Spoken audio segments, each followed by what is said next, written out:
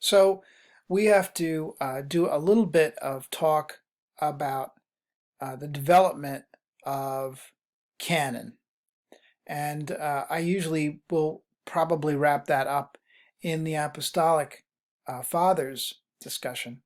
But here it seems like I have to do it. Probably a better idea if I did it here. Just let me make sure that I don't have it here. I don't. So canon. What is canon? C-A-N-O-N. Canon is the ruler, the measuring stick, by which texts are measured to see if they measured up to be included in Holy Scripture.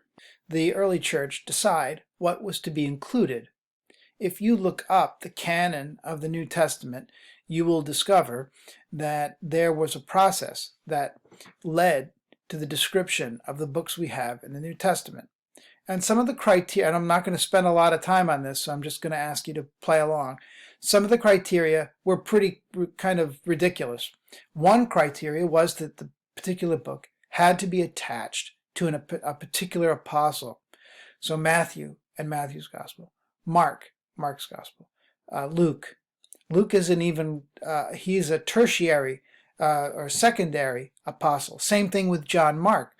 Mark and Luke are actually Paul's disciples if they're the ones that you can attribute the gospel and the gospels to. John, the Gospel of John was dubious. No one was quite sure if it was the actual John, the disciple, who wrote it or if it was some other person. Nonetheless, to have the title there was important. Now, where did that idea come from? If you look at Paul's letters, and we have looked at Paul's letters, you know that Paul addresses them. I, Paul, write to you, right? Paul, a slave of Christ Jesus, he says in Romans chapter 1. So Paul is doing these things in order to make sure they know who is writing to them. This sets a precedent of sorts, and the letters that bear witness are incorporated into the canon. How do they make, so apostolic authority is the first thing that you put in here, apostolic authority. Marcion in 144 AD really pushes this along because Marcion is a very rich person. He is a person that pays the church the equivalent of $2 million to join. And then when he tries to co-opt the church in order to get, he wants to get rid of Judaism all the way. He wants to get rid of all Jewish elements. He wants to, any scripture that looks too Jewish, he wants to get rid of. He doesn't need the Old Testament. He thinks they're talking about two different gods. Marcion thinks that the Old Testament has to do with a wrathful, vengeful God, and the New Testament, this gracious God of love. But the church has to deal with Marcion, and Marcion esteems the Gospel of Luke, Paul's writings, and he pretty much gets rid of a lot of other stuff. And so the church is faced with the decision, what do we do? That's how they decide to begin to work towards adopting a canon. What measures up and what stays in? So apostolic authority is the first thing. Does the particular writing have something of a solid connection to an apostle? 2, have people everywhere at all times?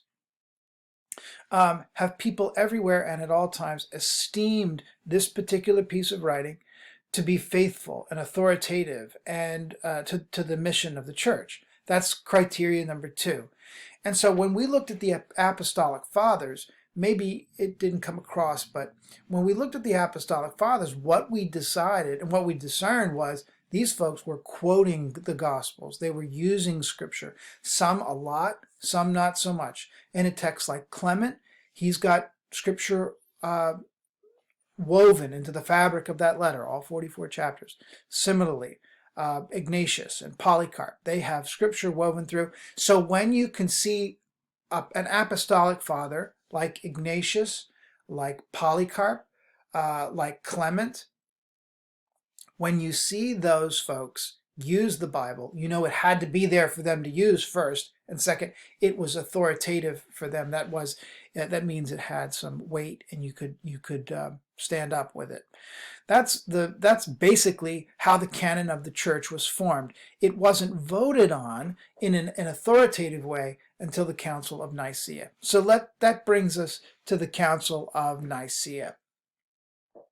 If you look at where Nicea is on a map, you'll see that it is in Asia Minor. But the story that brings us to Nicea has an antecedent, and looks like to me two cities in competition in the earliest church, Antioch on the one hand and Alexandria on the other. Antioch, of course, is in Syria, and modern day Syria, and Alexandria, of course, is in Egypt. So the competition here, or the line that you can see, is really a line that it falls in terms of Christology, the study of Jesus. It's that theology that deals with the nature of Jesus. And so the Antiochene Christology treats the humanity of Jesus, and so depends on the synoptic gospels, Matthew, Mark, and Luke. These are the gospels that are preferred. Now, we looked at the Gospel of John, and we saw that the Gospel of John was not anywhere near, it was very, very different. The Gospel of John has the Logos at the beginning. In the beginning was the Word. Philosophical. Remember, I said that the differentiation between the synoptics, Matthew, Mark, and Luke, and John had to do with who Jesus is. And so in the synoptics, Jesus is a Son of Man kind of Messiah. The humanity of Jesus is emphasized. And so I said the metaphor here is that Jesus is Clark Kent. On the other hand, when you get to the Gospel of John, Jesus, he seems to hover. He speaks incredible words. He raises people from the dead. And so the divinity of John, the divinity of Jesus, Jesus is a Son of God kind of Messiah. And so we said that on the one hand, that John's gospel was Jesus as Superman, and the synoptics, Jesus as Clark Kent. Alexandrian theology privileged this divine spiritual aspect of Jesus. And so now you see the rift. And the rift is right there, even in the canon, Matthew, Mark, and Luke on the one side, and then John on the other. Paul is an interesting person because you can't get, and Paul predates the Gospels. Paul predates, all of his letters are written before the Gospels ever come to pass. But he has a mixture of things. I would think that Paul's concentration on Jesus as the Christ, as the divine one, really supersedes Paul's interest in Jesus as a teacher. And so to me, Paul falls in terms of a more Alexandrian style of Christology. But this is the issue that begins to move us. And it requires a council. Now, we've already had one council in Acts 15. In the Acts 15 Jerusalem Council, that council was about the inclusion of the Gentiles into the church. And remember, at the end of the Jerusalem Council, that is described in Acts chapter 15, three major points are covered. First of all, the Gentiles are allowed to come in with three provisos. One, don't eat meat sacrificed to idols. Two, don't eat meat that's strangled in its own blood. So your eels, your lampreys. And three, avoid all fornication. The Gentile was stereotypically unable to control his or her desire, let alone stay in a faithful marriage. And so the disciples in Acts 15 said, yes, we can incorporate the Gentiles into our faith group, but in order to do so, we would like for them to avoid fornication, don't eat meat sacrificed to idols, which basically is a decision for vegetarianism, and then don't eat meat strangled in its own blood. So that's the first council. So here we have a second council, the Council of Nicea. Nicea is right here. I'm not sure if you can see my cursor circling. Nicaea is close. You see where it is in Asia Minor. And so here's Greece over here with Athens, and this, of course, is Macedonia, current Macedonia. Belgrade is up here, Serbia. And down here, of course, that's Egypt and the Nile Delta. And so Nicaea is right here. Now we talk about Arius and Arianism.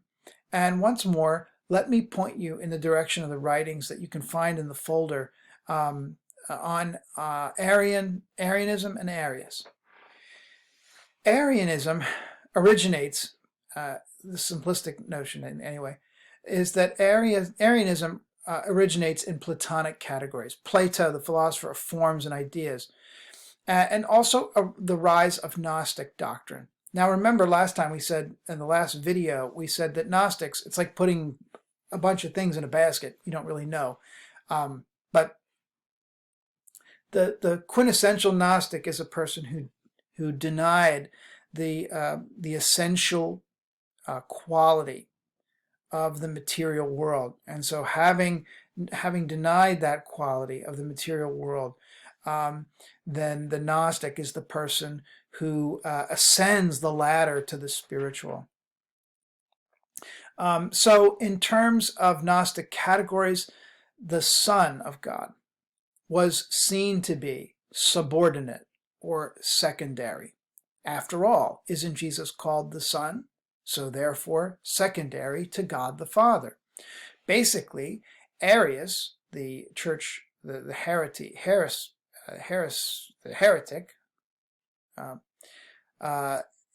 Arius denies that the Son is of the same and one essence, nature, or substance with God.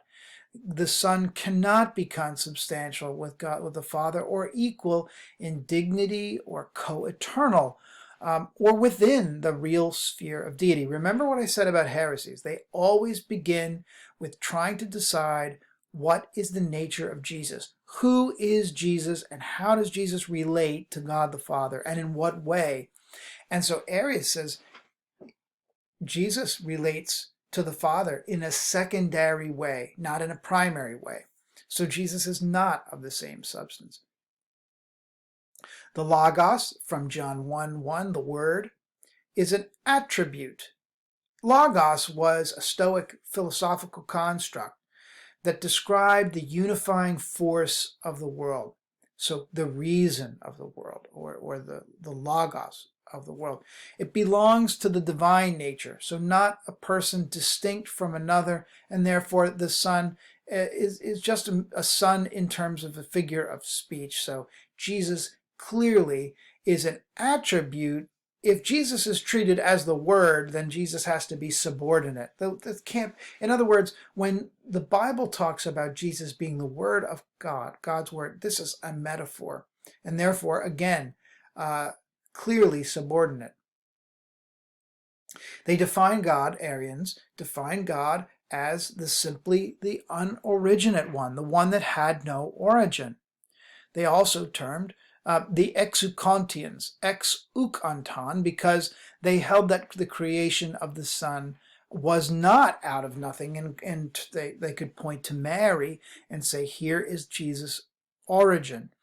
Even if the circumstances surrounding Jesus' birth were viewed in the most positive light, which is to ascribe a virgin birth to Mary, yet that virgin birth and that birth would be a birth nonetheless. And so a birthday and an origin day. Therefore, the Arians say Jesus, of course. There was a time when Jesus was not. The rendering here shows Constantine down there in the lower right rather. See, here's Constantine, along with the leader or his helper in the Roman Empire, and then the three who convene, probably Athanasius right here, and this is probably Arius right here, pining away. Oh, look what they're doing to me. There's a scene in the movie The Da Vinci Code that's supposed to portray this, and you want to get the dates on the Nicene Council of Nicea. You want to get those dates secure. But it has this. It looks like a free-for-all, and that's probably not the best way to to look at it. But at least for this part, for this specific video, we've been able to set the stage. Now we're here. We're looking at the meeting. In the next video, we'll look at what they decided and how they work it, and whether or not Nicaea is ultimately successful.